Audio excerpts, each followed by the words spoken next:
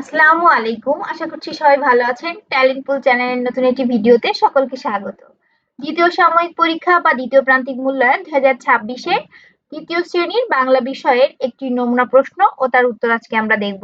আশা করছি সম্পূর্ণ ভিডিও দেখার মাধ্যমে প্রশ্ন কিভাবে আসবে এবং উত্তর কিভাবে লিখতে হবে সে সম্পূর্ণ ধারণা পেয়ে যাবেন। দ্বিতীয় সাময়িকের সিলেবাস হচ্ছে পৃষ্ঠা 42 থেকে 71, অর্থাৎ বাংলার জন্য 42 পৃষ্ঠা থেকে 71 পৃষ্ঠা পর্যন্ত পড়তে হবে। ইনবক্স এবং কমেন্টে পাওয়া অনেক অনুরোধে সম্মান জানাতেই অবশেষে শুরু হচ্ছে আমাদের প্রথম অনলাইন গাইডিং ব্যাচ। ইউটিউব ভিডিওতে শেখা যায় ঠিকই, কিন্তু সরাসরি প্রশ্ন করার সুযোগ থাকে না। তাই আপনাদের বাচ্চাদের ছোট ছোট সব সমস্যার সমাধান আর জিজ্ঞাসার উত্তর দিতেই লাইভ ক্লাসের এই উদ্যোগ। রেজিস্ট্রেশন লিঙ্ক প্রতিটা ভিডিওর ডেসক্রিপশনে থাকবে, লিঙ্কে গিয়ে ফর্ম পূরণ করে নিতে পারেন। তারপরে আমরাই যোগাযোগ করব। পরীক্ষার সময় থাকবে 2 ঘন্টা 30 মিনিট, পূর্ণমান 70। এক দাগে আসবে কবি ও কবিতার নাম সহ আমাদের গ্রাম কবিতার প্রথম 8 লাইন লিখো।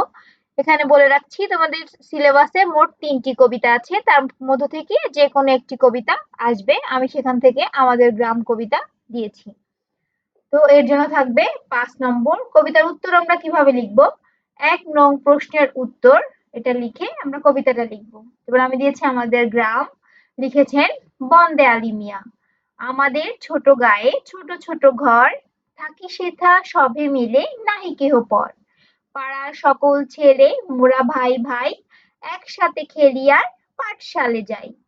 হিংসা ও মারামারি কবু নাহি করি, পিতামাতা গুরুজনে সদা মোরা ডরি। আমাদের ছোট গ্রাম মায়ের সমান, আলো দিয়ে বায়ু দিয়ে বাঁচাইছে প্রাণ।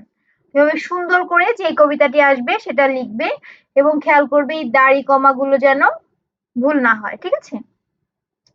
2 দাগে আসবে সংক্ষিপ্ত উত্তর লিখো 60টির মধ্য থেকে 5টি, অর্থাৎ 60টি সংক্ষিপ্ত প্রশ্ন আসবে, তার মধ্য থেকে 5টি উত্তর করতে হবে। প্রতিটিতে 3 নম্বর করে, 5টির জন্য থাকবে 15 নম্বর।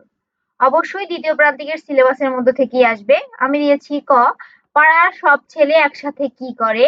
খ, হরিণটানা নদী কোন বনের ভিতর দিয়ে বয়ে চলছে? গ, নোমান স্যার কিভাবে বুঝলেন রাশেদ মেধাবী? ঘ, ঈদুল আজহা কাদের উৎসব ও বুদ্ধ পূর্ণিমা কোন মাসে পালিত হয় এবং এটি কাদের উৎসব? চ, 1952 সালের 21শে ফেব্রুয়ারি ছাত্রছাত্রীরা কোথায় জড়ো হয়েছিল?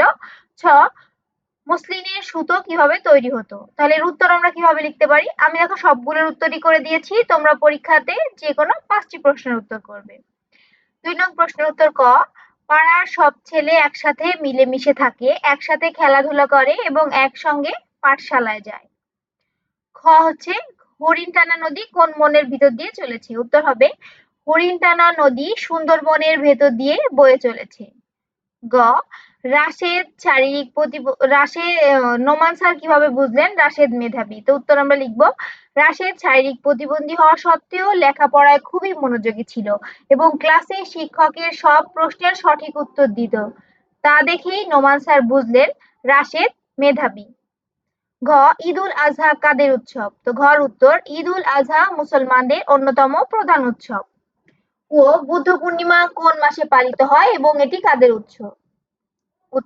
উত্তর, বুদ্ধ পূর্ণিমা বৈশাখ মাসে পালিত হয় এবং এটি বৌদ্ধ ধর্মাবলম্বীদের প্রধান উৎসব। চ, 1952 সালের 21শে ফেব্রুয়ারি ছাত্রছাত্রীরা কোথায় জড়ো হয়েছিল? উত্তর হবে 1952 সালের 21শে ফেব্রুয়ারি ছাত্রছাত্রীরা ঢাকা বিশ্ববিদ্যালয়ের আমতলায় জড়ো হয়েছিল। ছ, মসলিনের সুতা কিভাবে তৈরি হতো? উত্তর, মসলিনের সুতা ফুটিকর্পাস তুলা থেকে চরকা দিয়ে অত্যন্ত সূক্ষ্মভাবে হাত দিয়ে কেটে তৈরি হতো। ঠিক আছে? এরপরে আমরা দেখব 3 দাগে কি আসবে। 3 দাগে আসবে রচনামূলক প্রশ্নের উত্তর দাও 3টির মধ্য থেকে 2টি, অর্থাৎ মোট 3টি প্রশ্ন দিবে, তার মধ্য থেকে তোমাদের 2টির উত্তর করতে হবে। প্রতিটিতে 5 নম্বর করে, 2টির জন্য থাকবে 10 নম্বর। ক, আমাদের নদীগুলো কিভাবে দূষিত হচ্ছে? নদীকে বাঁচাতে আমাদের করণীয় 4টি বাক্য লিখো। তাহলে নদী দূষণের কারণ ও নদী রক্ষার 4টি বাক্য হলো, নদীতে কলকারখানার বর্জ্য, প্লাস্টিক ও গৃহস্থলীর ময়লা আবর্জনা ফেলার কারণে নদী দূষিত হচ্ছে।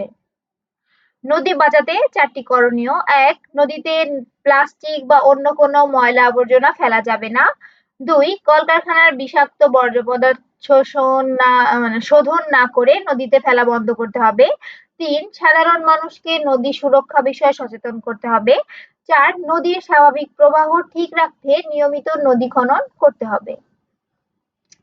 খ রাশেদ কিভাবে ক্লাসে ভর দিয়ে স্কুলের ক্রীড়া প্রতিযোগিতায় অংশ নিলে এবং তার অবদান সম্পর্কে 5টি বাক্য লিখো। তাহলে আমরা খর উত্তর লিখবো, রাশেদের অংশ নেওয়া ও অবদান সম্পর্কে 5টি বাক্য।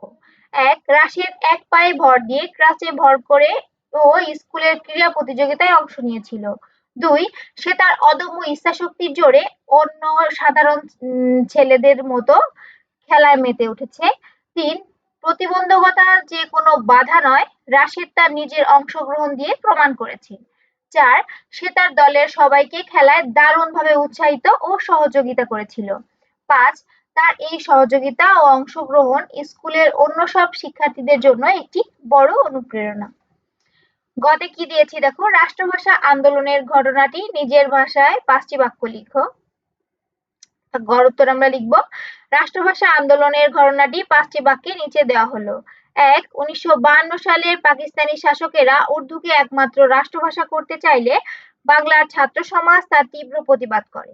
2 বাংলাকে রাষ্ট্রভাষা করার দাবিতে 1952 সালের 21শে ফেব্রুয়ারি ছাত্ররা 144 ধারা অমান্য করে মিছিল বের করে। 3 ঢাকা বিশ্ববিদ্যালয়ের আমতলা থেকে বের হওয়া সেই মিছিলে পুলিশ নির্বিচারে গুলি চালায়। 4 পুলিশের গুলিতে রফিক, শফিক, বরকত, জব্বার সহ অনেক বীর সন্তান শহীদ হন। 5 তাদের এই মহান আত্মত্যাগের ফলে পাকিস্তান সরকার বাংলাকে রাষ্ট্রভাষার মর্যাদা দিতে বাধ্য হয়। তারপরে 4 দাগে আসবে উপযুক্ত শব্দ দিয়ে শূন্যস্থান পূরণ করো। এখানে 5টি আসবে, 5টির জন্য 5 নম্বর।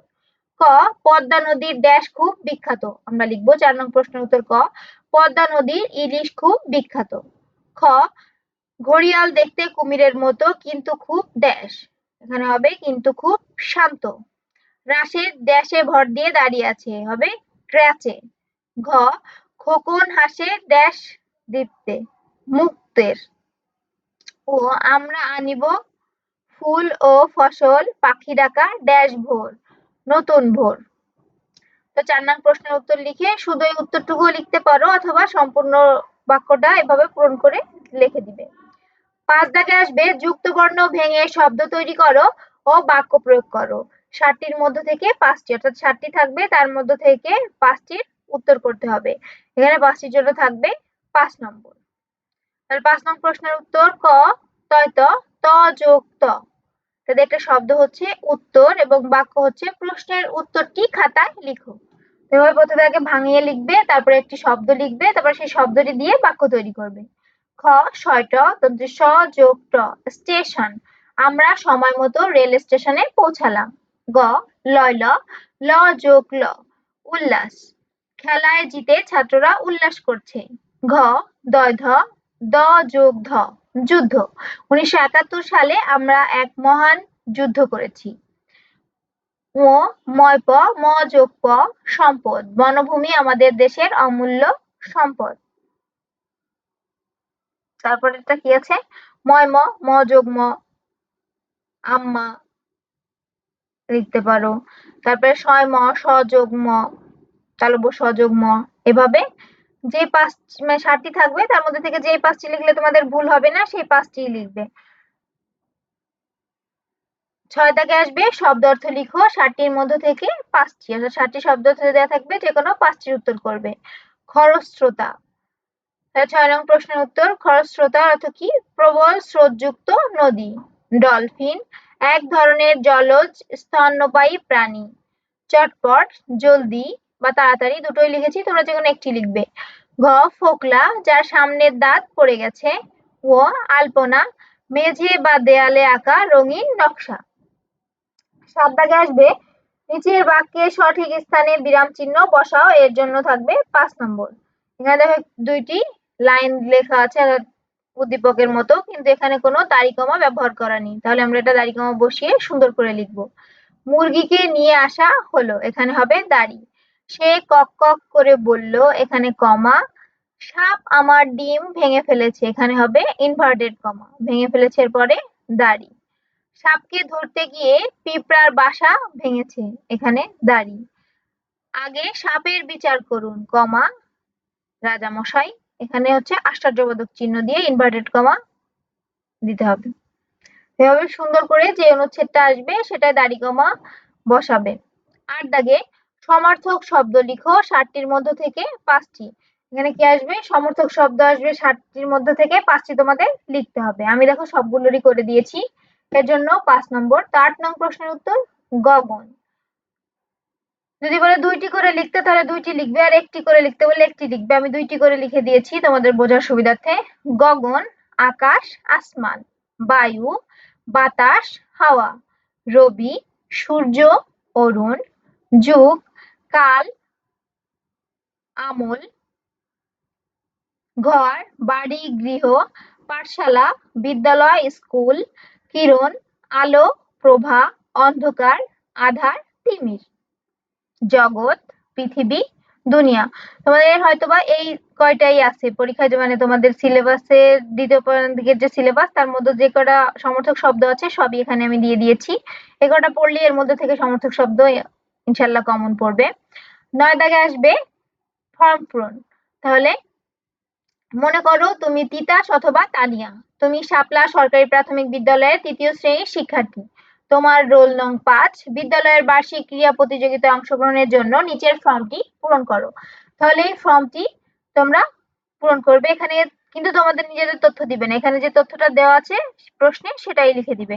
তো শিক্ষার্থীর নাম এখানে তিতাস অথবা তানিয়া লিখবে। শ্রেণী ৩য়,